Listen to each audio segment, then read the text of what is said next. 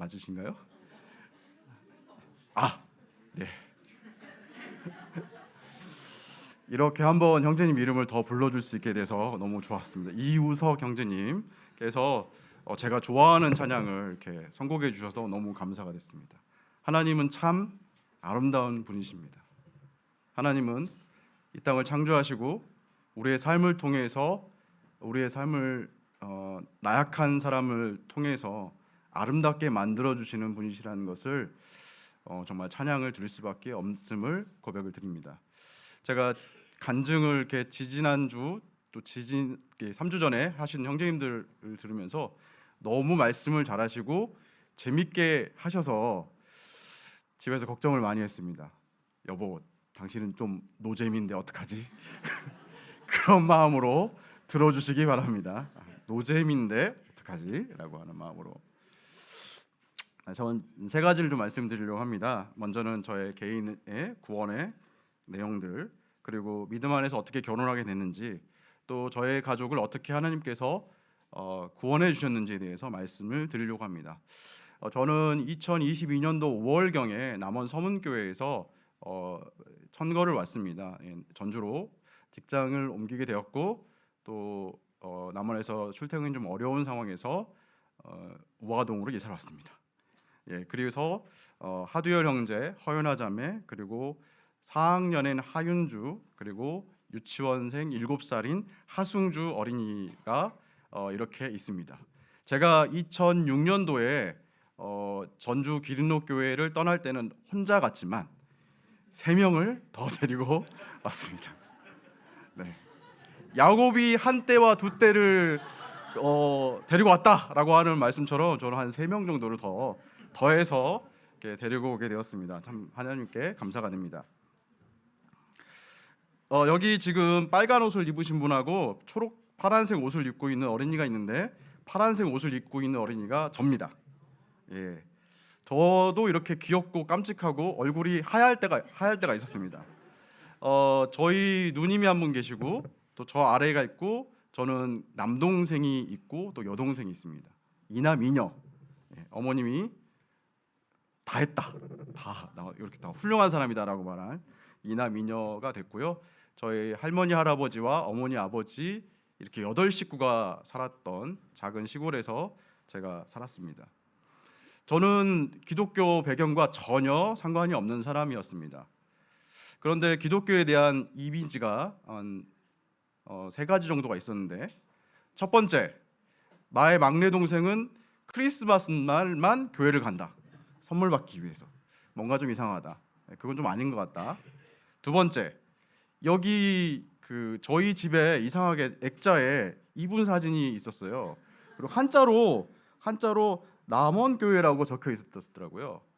그래서 이분은 누군지 모르겠지만, 이거 책이 뭔지 모르겠지만, 그리고 빵도 별로 맛이 없어 보이는데 굉장히 감사하는 태도를 가지고 기도를 하는 사람이구나. 아마 기독교인인가 보다. 그러나 그가 굉장히 간절하게 기도한다라고, 대단하다라고 하는 생각을 했습니다. 이게 알고 봤더니 조지 뮬러 형제님 액자더라고요. 저희 집에 이상하게 들어와 있었습니다. 그리고 또 한 가지는 제가 어릴 적에 책을 좀 여러 개를 읽었는데, 그 중에 집에 4대 성인에 대한 이야기가 있었습니다. 그래서 마호메트 얘기도 듣고, 석가모니 얘기도 듣고, 공자님 얘기도 듣고, 소크라테스 이야기도 들었어요. 그래서 훌륭하신 분이구나. 근데 예수님 이야기를 들었는데, 예수님은 훌륭하신 분이십니다. 이 세상을 창조하신 분이시고 대단하신 분이십니다. 그리고 예루살렘에 올라가셔서 많은 사람의 추앙을 받으셨던 분입니다. 그런데 돌아가셨습니다. 십자가에. 근데 이상하잖아요. 저거 봤을 때 이상했습니다. 뭔가 최근에 드라마 중에서 뭔가 재벌집 막내 아들이라고 아시나요? 뭔가 할 것 같다가 그냥 끝난 것 같은, 뭔가 결말이 뭔가 시원찮고, 뭔가 뭐지 이거? 라고 하는 생각을 한 중학교 때쯤에 했었던 것 같습니다. 그래서 저는 이제 교회 다니는 거에 대해서 별로 좋게 생각하지 않았습니다. 게다가 저희 집에서 가장 종교성이 강하신 분이 저희 할머님이신데 불교 신자셨습니다. 그리고 저에게 네 이름도 절에 등록돼 있다라고 하셨어요.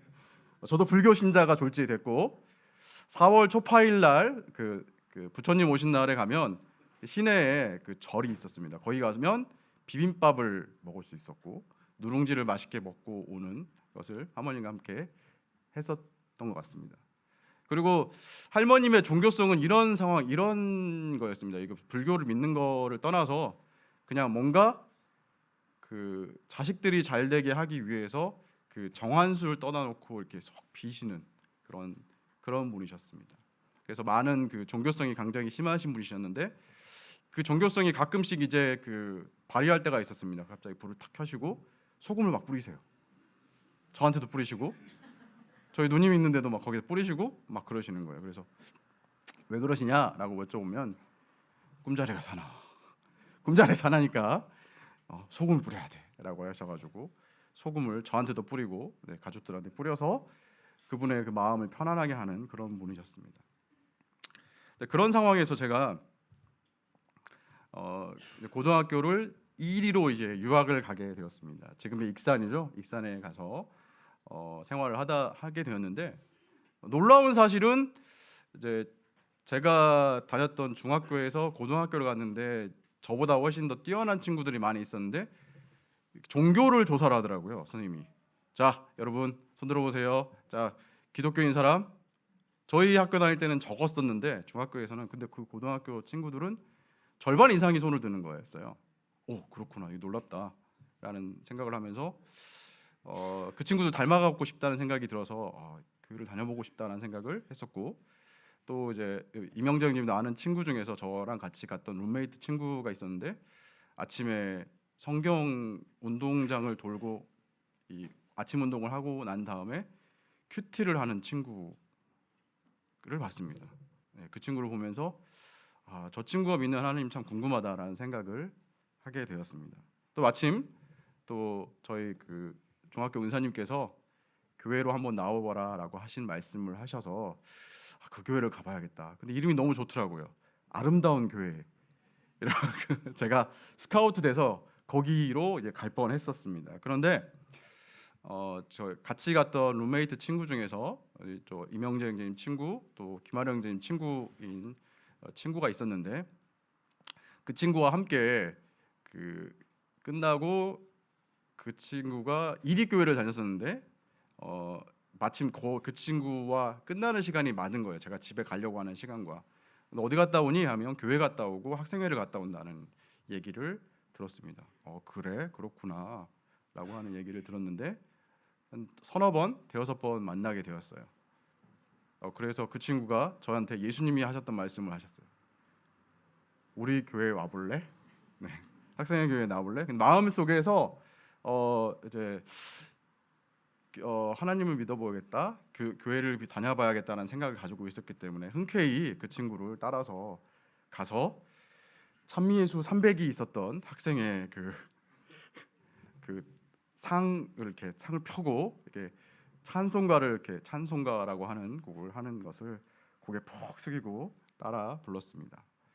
그리고 뭐 여러 형제님들 또 그런 선생님들이 계셨는데요. 그때 이제 남원의 장로 일을 하고 계시는 서인용 형제님과 또 양청미 자매님, 또 최도훈 형제님 중학생이었었고요. 그다음에 뭐 양홍희 형제님, 또 양명지 자매님이 오셨잖아요. 양명지 자매님의 아버님 되시는 양홍복 형제님도 그때 학생회 그 교사로 계셨습니다. 그 중에서 가장 제가 봤을 때 가장 어려 보였던 서인영 선생님이 개인 상담을 하러 이렇게 저를 부르셨어요. 그래서 저 속으로 생각했습니다.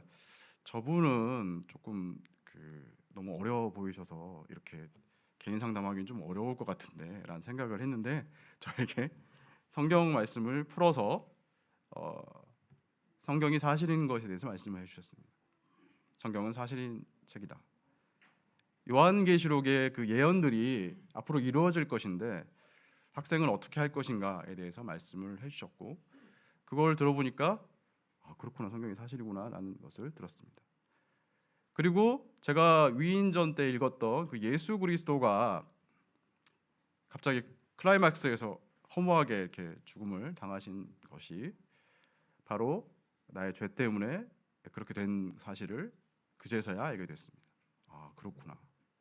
그리고 요한복음 3장 16절 말씀을 들려주셨고, 또 그때 이 요한복음 5장 24절 말씀을 들려주셨습니다. 이렇게 말씀해 주셨어요. 많이. 자, 이제 보시면서 내가 진실로 진실로 두열이에게 이르노니 내 말을, 예수님 말을 듣고 또 나 보내신 이를 믿는 자는 영생을 얻었고 심판에 이르지 아니하나니 사망에서 생명으로, 지옥에서 천국으로 이미 옮겨졌다라고 하는 말씀을 전해 주셨습니다. 그리고 어떻게 생각했냐면, 아, 그렇구나 라고 생각했습니다. 아, 그렇구나. 그걸 알게 됐어요. 알게 됐고 그 사실이 믿어지게 되었습니다. 저는 당일날 믿어지게 되었습니다. 이후에 이제 그 복음 집회 말씀을 듣게 되었고, 또 테이프를 듣고 이제 여러 번 들려보라고 하셨어요. 그래서 여러 번 말씀을 듣고 보니 진짜로 그랬습니다. 그래서 제가 고등학교 때 저의 모습이고요. 여기 학생회 멤버십니다. 학생회 멤버인데 여기 가운데 여기 계신 분이 서승우 형제님이 계시거든요. 굉장히 젊은 대학교 2학년쯤 되셨을 것 같아요. 그래서 이렇게 학생회 같이 이렇게 그 어디 소풍 갔을 때, 아마 원광대였던 것 같습니다. 여기 소풍 가서 놀러 간 모습이었습니다.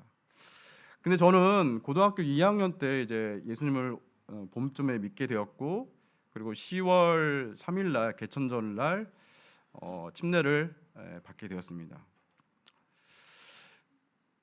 근데 이제 뭔가 그런 건 없더라고요. 저는 이제 우선 교회 배경이 전혀 없기 때문에 침례를 받으면, 세례를 받으면 이름이 따로 또 나오는 줄 알았어요. 제임 야고보 뭐 이런 거. 저 그 잘 어울리는데, 뭐 아니면 뭐 베드로 뭐 이런 거 있잖아요. 시몬 뭐 이런 거. 근데 그런 건 없더라고요. 그리고 또 10월 3일 날 개천절이잖아요. 그럼 또 이제 침례 순종했지만 하늘이 열리고 예수님처럼 뭔가 이렇게 빛이 막 나오고, 뭐 침례 받을 때 그런 거가 혹시나 있을까봐 했는데 그렇지는 않더라고요. 그래서 뭐 그런 겁다라고 하는 삶을 생각했는데, 2학년 3학년의 시간을 지나면서 어떤 생각을 했냐면, 좀 교회에서 좀 겉돌았습니다. 이 주일날 이렇게 이 시간을 들여가지고 교회에 나가는 것보다 열심히 공부해서 뭔가 좀 성과를 이룬 다음에 잘 좋은 성과를 이뤄서 그 위에 성공해서 주님을 만나면 되지 않을까라는 생각을 들어서, 보통 이렇게 하시잖아요. 너 야간 학습이나 뭐 자율 학습 해가지고 교회에 못 나오게 되면 선생님께 막 이렇게 항의해서 이제 막 이렇게 갈등을 맺은 다음에 신앙의 힘으로 다 교회 나오고 간증하시고 뭔가 그래서 주님의 은혜였습니다라고 해야 되는데, 저는 주일날 교회 나가지 말라고 하는 기숙사에서 그런 사감 선생님께서 말씀해 주셨는데, 좋은 찬스다. 더 열심히 공부해서 좀 좋은 성과를 이룬 다음에, 성공한 다음에 교회 나갈 수 있는 좋은 찬스다라고 생각을 했는데, 한 2달인가 석 달 후에 그게 풀어지더라고요. 그래서 친구랑 이제 주일날 교회를 갈 만큼 뭔가 이렇게 겉돌았던 것 같습니다. 그런데 이제 제가 그 다음에 이제 이후에 수능 시험 보고 제가 원하는 학교를 실패를 했어요. 제 인생에 아마 거의 처음에 실패였던 것 같습니다. 저는 되게 편안하게 살고 행복하게 사는 것을 추구하는 사람이고, 큰 어려움들이 없었는데 이때 처음으로 이렇게 어려움이라는 것을 겪고 놀라움을 느꼈습니다. 근데 주님이 나에게 말씀하시고 계신다라는 생각을 했습니다. 하나님의 능하신 손 아래서 겸손하라고 하는 말씀을 우리에게 말씀해 주시는 것, 저에게 말씀해 주신다라고 하는 생각이 들었고, 그래서 제가 다른 친구들은 다시 한번 수능을 다시 준비해서 재수를 하자라고 하는 친구들의 제안이 있었지만 상관없이 광주에서 대학교 생활을 하게 되었습니다. 광주에서 대학교 생활할 때 그때 여기 나와 있는 처음 사랑, 저에겐 처음 사랑이었습니다. 하나님을 정말 뜨겁게 사랑하는 시기였습니다. 아침에 대학교 모임에서 아침마다 큐티를 하자 해서 한 강의실에 모여서 같이 말씀을 보고 형제님들과 함께 자매님들과 함께 말씀을 보고 그 말씀이 살아있다는 것을 너무나 많이 느꼈습니다. 그래서 제가 그 학교를 다닐 때 자전거를 타고 다녔는데 하나님이 저를 너무 많이 사랑하신다는 게 느껴져서 자전거를 타고 가는데도 너무 행복해서 마치 하늘을 나는 것 같은 자전거가 마치 그런 느낌으로 그 대학 생활을 1년 동안 하게 되었습니다. 그때 전혀 생각하지 않았던 주일학교 교사를 해봐라라고 하는 얘기를 하셔서 그냥 뭐 교회에서 애들하고 노는 게 재밌더라고요. 그래서 교회학교 교사, 주일학교 교사를 그때 하게 되었습니다. 그때부터 주일학교 교사를 했었습니다. 근데 한 1년 반 정도 지나고 난 다음에 제가 처음에 그 교회를 처음 간 날 믿었다고 했지 않습니까? 그래서 그리고 난 다음에 조금 방황하는 시간이 있었는데 어떤 생각이 들었냐면 하나님은 존재는 알겠는데 예수님은 나랑 무슨 관계 있지라고 하는 생각을 들었어요. 예수님 나랑 무슨 관계 있지? 그러면 예수님과 관계가 시원찮은 사람이면 구원받지 않은 사람이 일 수도 있겠다라는 생각이 들어서 엄청 두려웠습니다.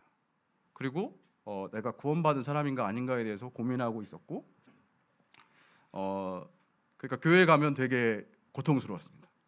아니 나와 같은 생각을 한 번도 안 하겠지. 우리 저 성민 형제는 그런 생각 안 하겠지라고 하면서 그렇게 행복해 보이지?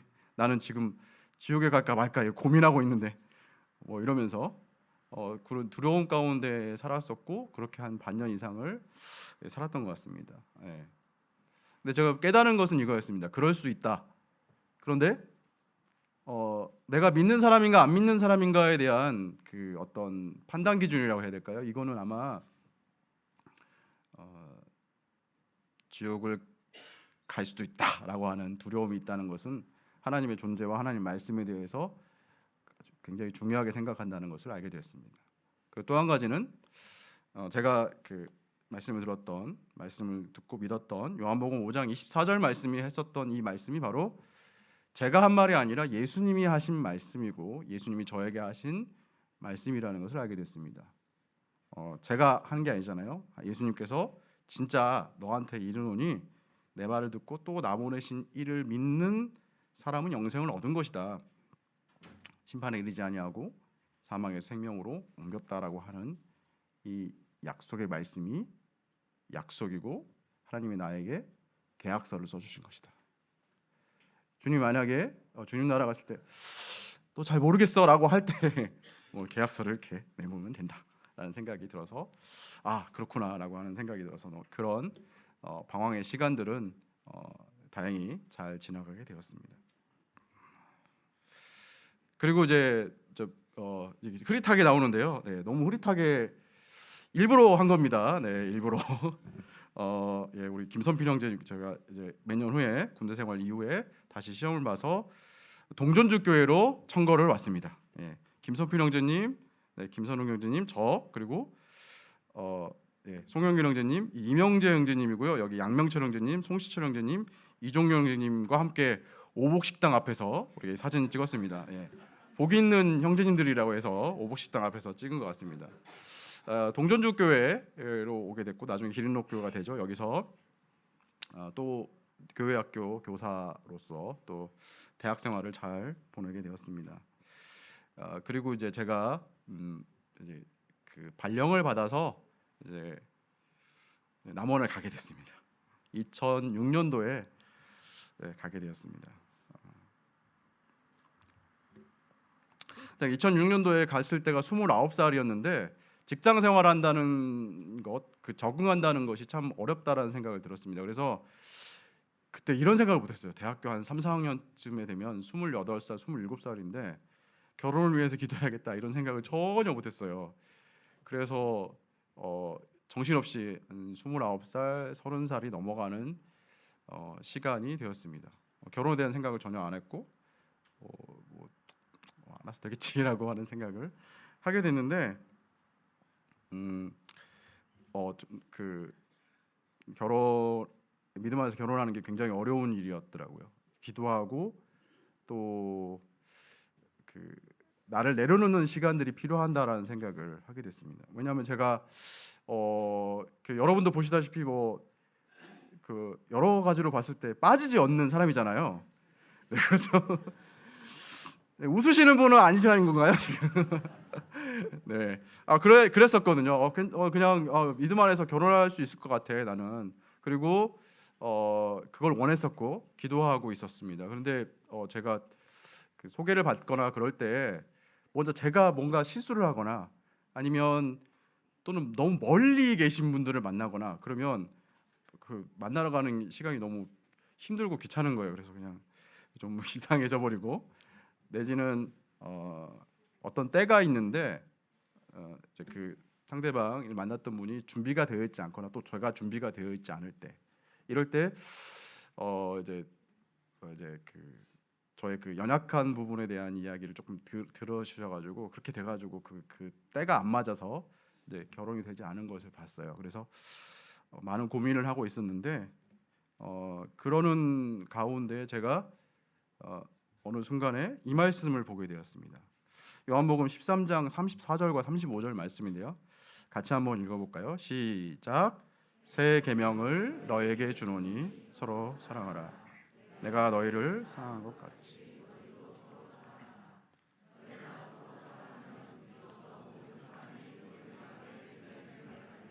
네, 요한복음 13장 34절과 35절 말씀입니다. 우리가 다 알다시피 계명은 10계명 10가지의 계명이 주님께서 하나님께서 말씀해 주셨는데 하나님께서 거기다가 예수님께서 플러스 1 11번째 계명을 주셨습니다. 그것은 바로 서로 사랑하라는 말씀입니다. 우리가 사랑이라고 하는 말을 저도 이게 그러면 좋겠지라고 하는 생각으로 접근을 했었던 것 같아요. 그런데 예수님께서 말씀하신 것은 지켜야 될 것이다. 반드시 너가 지켜야 될 것이 바로 사랑하는 것이다. 서로 사랑하는 것이다. 내가 너희를 사랑한 것 같이 너희도 서로 사랑하고 이렇게 서로 사랑하게 되면 이것으로 인하여 너희가 예수님의 제자인 것을 알게 될 것이다라고 하는 이 말씀을 보게 되었습니다. 그래서 제가 결혼하게 되면 전에는 이제 마음속에 그 거절을 당하거나 아니면 안 되거나 그러면 뭐 특별한 행동은 안 했지만 그냥 마음에 그 꿍한 마음이 있거나 아니면 하나님을 원망하거나 또는 뭐 이런 마음을 가졌는데 그러지 않기로 하나님께 말씀을 드렸습니다.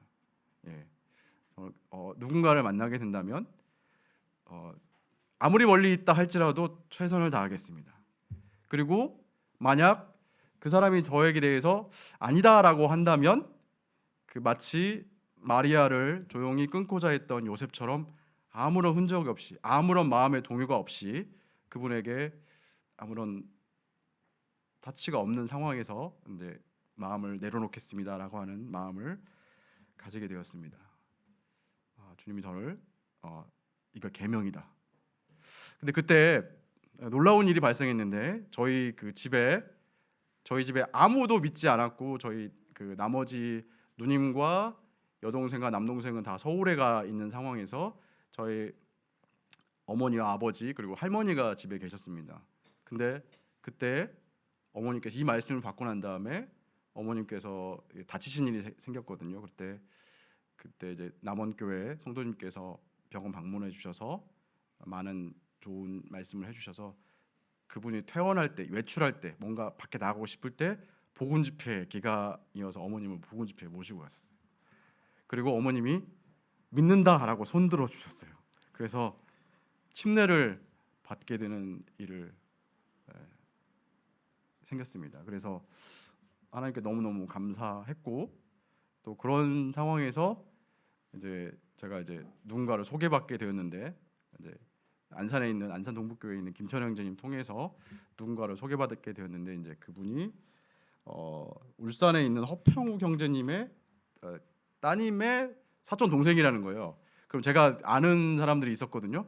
그 중에 한 명이 누구냐면 허성경도 있었습니다. 허성경인가? 너무 어린 아닌데 내가 제자인데 제 제자인데 아닌데라고 생각했는데 예, 농담이고요. 우리 그 허연아 자매님을 그때 캠프에서 한 9년 전에 만난 적이 있었습니다. 그때 교제도 했었고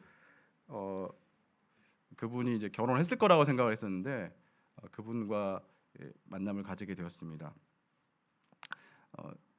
제가 아까 얘기했던 것처럼 서로 사랑을 하잖아요. 그래서 만약에 이분이 아니다라고 하면 정말 조용하게 그렇지만 최선을 다해서 내가 생각하는 가장 좋은 것들을 사드리고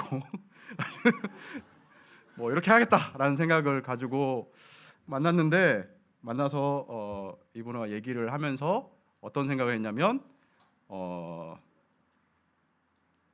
제 영혼이 치유되는 느낌이 들었습니다. 자매님과 얘기를 하면서 내 영혼이 치유되는 것 같은 느낌이 들었다. 왜 그러시죠? 그래서 그 제가 굉장히 먼 거리였어요. 저는 울산 중북교회 자매님이셨거든요. 근데 가본 적이 없었어요. 울산이라는 데를 가본 적이 없습니다. 그리고 갈 때에 아쉽게도 그 직통으로 가는 뭔가가 없었어요. 그 교통편이 제가 어떻게 가야 되냐면 이제 울산까지 전주도 마찬가지지만 남원도 마찬가지인데 기차로 가려면은 저기 그 대전역 서대전역에 내려가지고 건너가가지고 대전역에 갈아탄 다음에 기차를 타고 가거나 아니면 대구를 거쳐서 버스를 한 번 더 갈아타가지고 가야 되는 상황이었습니다.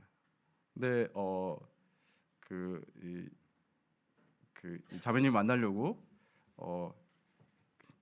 그 예전에 노는 토요일이 있었거든요. 제가 격주로 토요일 날 근무하고 그러니까 격주로 근무한 날은 못 가고 노는 토요일 날 되면 불이 나게 그 터미널에 차를 받쳐놓고 제일 마지막에 가는 6시 30분 버스를 타고 대구에 갔다가 다시 한번 갈아타고 해서 한 4시간 한 반 정도 걸리는 거리를 가서 잠깐 얼굴 보고 저는 찜질방에 가서 갔다가 다시 그 다음날 아침에 오전에 잠깐 또 만나서 점심 먹고 바로 왔습니다.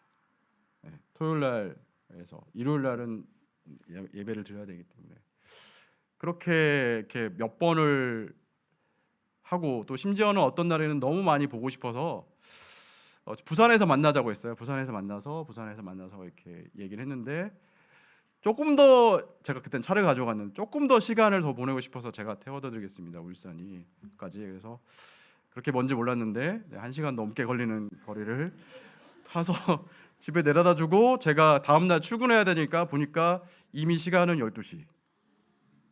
그래서 88고속도로를 타고 와야 되는 상황이었거든요. 그래서 3시간 반 내지는 4시간 정도 걸리는 거리를 새벽 12시부터 출발해서 가는데 아시는 분은 아시겠지만 제가 그때 진짜 참기 어려운 사람이거든요. 그래서 어떻게 했냐면 휴게소마다 들러서 자고 정신 차리고 가고 다시 휴게소에 들렀다가 잠시 자다가 정신 차리고 가고 해서 집에 도착해 보니까 7시. 네. 집에 도착해서 7시. 잠깐 자고 8시에 깨서 출근을 한 적이 있었습니다. 제가 이렇게 하니까 그냥 빨리 결혼하는 게 좋겠다 해서 그때서야 결혼에 대한 승낙을 좀 받게 되었고요. 하나님의 때가 있는 거라는 생각이 들었던 게 허연아 자매님 그 작은 아버님이 허재욱 형제님이시잖아요. 네, 허재욱 형제님이라든가 이런 또 허윤우 형제님 이런 분들에게 제가 어떻게 보니까 좋은 인연들을 많이 맺었더라고요. 그래서 그 여러 응원들 가운데에서 주님 안에서 결혼할 수 있게 되었습니다. 얼마 전에 세희자매가 비 와서 아주 잘 산다고 했었잖아요. 저는 결혼할 때 눈이 왔습니다. 주님의 은혜로 다행히 잘 눈 녹고 멈추고 하나님 안에서 은혜 안에서 결혼하게 되어서 네, 이런 모습으로 있습니다. 여기 한 명 더 있습니다. 네.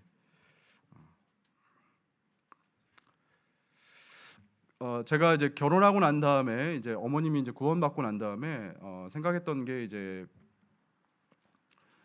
어머님이 저보다 훨씬 더 열정적이시고 또 복음에 대해서 많이 관심을 가지고 계셨어요. 그래서 주변의 사람들에게 전달하시는 거를 잘하셨거든요. 근데 저희 아버님이나 이런 분들은 뭐 이런 얘기를 하냐고 하면서 잘 받아들이지 않으셨어요. 그런데 제가 남원에 가게 된 이유가 무엇일까를 생각하면서 믿지 않는 가족들이 구원을 받기를 원하는 마음이 간절했습니다. 믿음 안에서의 가정을 가지고 싶다 이런 생각을 너무 많이 했습니다.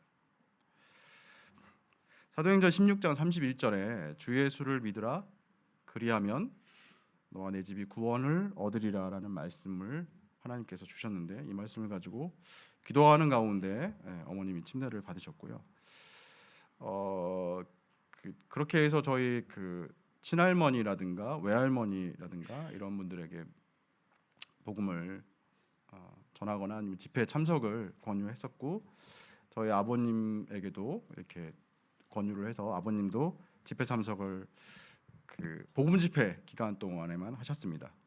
그 기간 동안에 맛있는 것도 먹고 많은 사람들 인사해주고 칭찬해주기 때문에 오셔서 말씀을 들으셨는데 13년도 4월 17일 날이었어요. 그래서 4월 17일 날 갑자기 연락을 받았는데 저희 이제 시골집에 어머니 아버님이 마을에서 시골에서는 마을별로 이렇게 버스를 타고 이렇게 놀러 가시는 때가 있었거든요. 봄에 놀러 가셨어요. 근데 저희 외할머니가 오셔가지고 이제 집에 계셨는데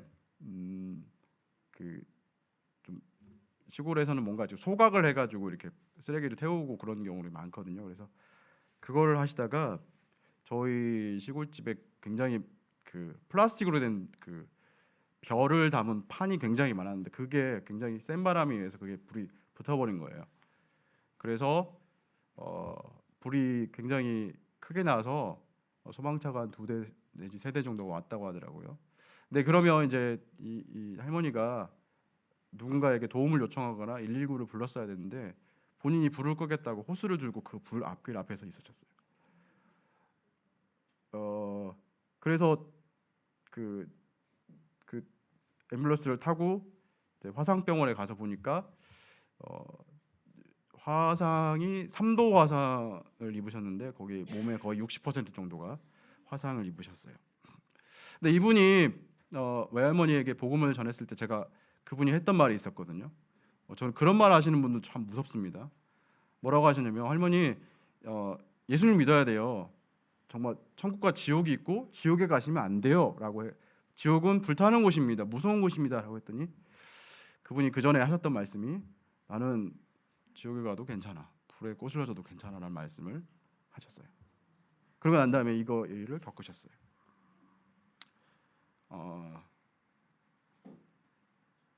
제가 이제 아버님이 이것 때문에 굉장히 화를 내셨고 그래서 이거에 대한 어떤 어떤 처리를 안 하셨는데 제가 어머님과 함께 이 집안에 반소가 된 시골집 정리하는 걸 도와드리고 또 동시에 화상병원에 있는 외할머니를 가서 보는 것들 또 그거 관련된 여러 가지 일들을 처리하면서 여러 가지 생각을 하게 됐습니다. 화상을 입게 되면 사람의 피부에 또 3도 화상 이상의 피부를 하게 되면 화상을 치료할 수 있는 방법은 죽은 사람의 시체에서 피부를 떼서 그 피부를 이식시키는 방법밖에 없다고 하더라고요. 근데 저희 외할머니는 기초생활수급 대상자셨어요. 아무런 뭐가 없으신 분이셨어요. 그래서 저희 어머님이 뭐라도 한번 해보자라고 해서 그런 치료를 좀 하셨는데 큰 가망이 없었습니다. 근데 할머님에게 광주에 있는 형제님들이 오셔서 말씀을 전해주셨고 지옥에 가도 괜찮다라고 하는 할머니께서 예수님을 믿게 되셨습니다. 예. 그래서 한 2주 3주 후에 할머님이 돌아가셨게 됐습니다. 이게 첫 번째 제가 장례를 치룬 사건이고요. 그리고 이제 가을쯤에 또 저희 친할머니께서 또 요양원에 계시다가 또 돌아가시게 되었습니다. 두 번째 장례를 치르게 됐습니다.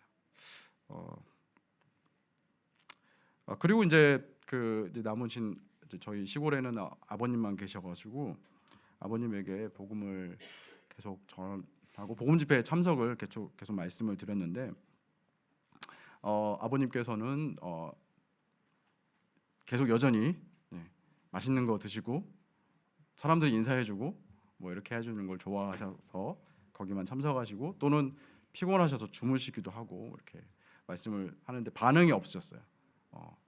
어떻게 말씀을 듣는 거에 대해서 한 번도 좋다 나쁘다 이게 진실이 아니야라는 거에 대해서 얘기하지 않으시고 좋은 말씀 감사합니다 라고 하시고 집에 가셨는데 19년도에 3월 달에 복음 집회 보통 많이 하시잖아요. 그때쯤에 3월 달에 복음 집회를 하셨는데 개인 상담을 하시면서 처음으로 반응을 하시더라고요. 예수님에 대한 복음에 대한 말씀을 딱 전하니까 아버님이 그 말을 믿어요? 라고 하는 말씀하셨어요. 그 말을 믿어요? 예.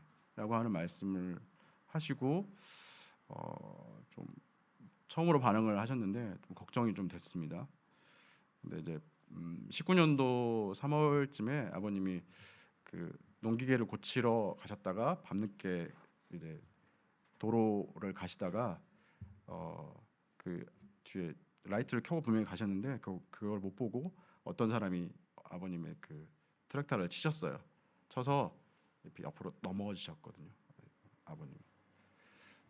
농기계는 어떤 그 안전 장치가 거의 없습니다. 그래서 넘어지시면서 기절을 하셨는데 다행히 이제 전북대병원에 응급실로 실려가셔서 제가 아버님을 만나러 갔었습니다. 그때 아버님 말씀하시기를 그 정신 잃을 때 어떤 생각이 드셨어요? 그랬더니 이대로 끝인가 보다. 그리고 교회에서 했던 말이 기억이 나셨대요. 교회에서 그런가 보다 이렇게 말씀하셨습니다. 그래서 그 이후에 이제 여러 형제님들이 가셔서 하나님 복음을 전했을 때 그때서야 하나님을 믿는다, 너무 감사하다라고 하는 말씀을 하셨고 저희 가족도 너무 감격해서 이제 좀 몸이 더 불편하시지만 그래도 같이 교회를 나와서 같이 예배드리실 줄 알았는데 한 3주 후에 그 모든 가족들을 다 만나고 인사하고 다 그런 상황에서 다시 호전됐다, 수술 후에 호전됐다라고 하는 얘기를 들었는데 그 이후에 한 3주 한 달쯤에 해서 아버님이 주님의 부름을 받으셨습니다. 그래서 저는 4월 달과 5월 달을 별로 좋아하지 않습니다. 빨리 지나갔으면 좋겠다. 그러나 어쨌든 하나님에게 기도했던 것처럼 예수님을 믿게 되면 너와 네 집이 구원을 얻을 것이다라고 하는 하나님 말씀이 좀 분명히 성취가 되는 것이고 또 많은 성도님께서 가족들에 대해서 간절하게 애타게 기도하는 그 기도에 대해서 하나님이 응답해 주시는 분이시다는 것을 저는 그렇게 경험을 하게 되었습니다.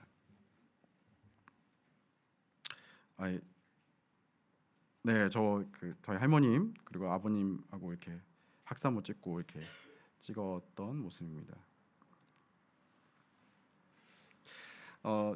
제가 요즘에 저희 둘째와 함께 자주 하는 놀이가 있는데 바로 다윗과 골리앗 놀이입니다. 네. 제가 골리앗을 하면 저희 아들이 딱 다윗 크기 정도 돼서 저에게 물맷돌을 던지면 제가 가지고 있는 칼을 빼들고 저의 목을 여러 번 목 빼고 이겼다라고 승리를 하고 있습니다. 실제로 싸우면 게임이 안 되죠. 안 되는데 이 아이가 하는 말이 있습니다. 예. 다윗이 블레셋 사람에게 이르되 너는 칼과 창과 단창으로 내게 나아오거니와 나는 만군의 여호와의 이름 곧 네가 모욕하는 이스라엘 군대의 하나님의 이름으로 네게 나아가노라. 오늘 여호와께서 너를 내 손에 넘기시리니 내가 너를 쳐서 내 목을 베고 블레셋 군대의 시체를 오늘 공중의 새와 땅의 들짐승에게 주어 온 땅으로 이스라엘의 하나님이 계신 줄 알게 하겠고 또 여호와의 구원하심이 칼과 창에 있지 아니함을 이 무리에게 알게 하리라. 전쟁은 여호와께 속한 것인즉 그가 너희를 우리 손에 넘기시리라. 예, 인생을 살면서 저의 삶 가운데서 느끼는 것은 이 하나님께서 칼과 창으로 나오는 그 어떤 스킬, 어떤 세상의 방법들, 이런 방법들이 가지고 있으면 그거 가지고 어느 정도 인생을 살아갈 수 있을 거라고 착각할 때가 참 많이 있는데요. 다윗이 이 말을 하고 이 골리앗을 이기고 난 다음에 얼마나 행복하고 좋았겠습니까? 그러나 그의 삶 가운데서 또 다른 골리앗을 여러 번 만나게 되는 것을 보게 됩니다. 이번에 일이 끝나면 사울 왕이라고 하는 더 큰 골리앗을 만나게 되고 또 자신의 아들이 자기를 해치는 더 큰 골리앗을 만나게 되고 자기의 치욕을 당하는 더 많은 큰 골리앗과 거인을 만나게 되는 것을 보게 됩니다. 삶에서 저는 수많은 제가 생각했을 때의 역경과 어려움들보다 여기서 끝나면 더 큰 어려움들을 경험하는 것을 보게 됩니다. 제가 직장 생활을 하면서 처음에 느꼈던 거 그리고 결혼이라든가 가족의 구원을 하는 그 과정을 보면서 느꼈던 것은 여기까지가 하나님이 일하는 게 끝나는 거 아닐까? 내가 대학 생활을 하거나 내가 신앙을 생활하고 있는 거에서 거기 이 교회 안에 있는 것들에서만 하나님이 역사하시는 것은 아닐까라고 하는 굉장히 큰 착각에 빠졌던 적이 많았던 것 같습니다. 그러나 그렇지 않다는 것입니다. 하나님은 이번에 골리앗을 이겼다면 다음번에도 하나님의 이름으로 가지고 나오는 거. 너는 칼과 창과 단창으로 가지고 이들을 이기는 것이 아니라 영원하신 하나님의 이름을 가지고 그리고 하나님께서 약속하신 여호와의 구원하심을 가지고 네가 이 싸움을 이기는 것이다라고 하나님께서 계속적으로 말씀을 해주시는 것을 보게 됩니다. 그래서 우리가 들었던 찬양처럼 모든 것이 하나님의 은혜라고 하는 사실을 알게 되는 것 같습니다. 제가 이 자리에 만약에 아름다운 교회를 가거나 아니면 지금도 여전히 불교 그 절에 이름이 등록돼서 그래 오늘 이번에 4월 초파일 날 그래 누룽지 먹으러 가야지 뭐 이렇게 했다면 이 자리가 없었겠죠. 그러나 하나님께서 작은 자의 믿음을 보시고 저희 삶 가운데서 하나님께서 인도해 주시는 여러 것들을 봤을 때 전쟁은 여호와께 속한 것이고 하나님께서 분명히 말씀을 통해서 살아계시다는 사실을 느끼게 됩니다.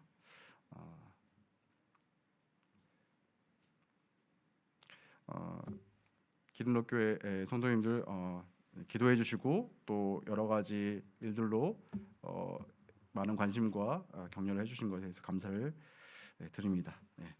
이상으로 말씀을 좀 마치도록 하겠습니다.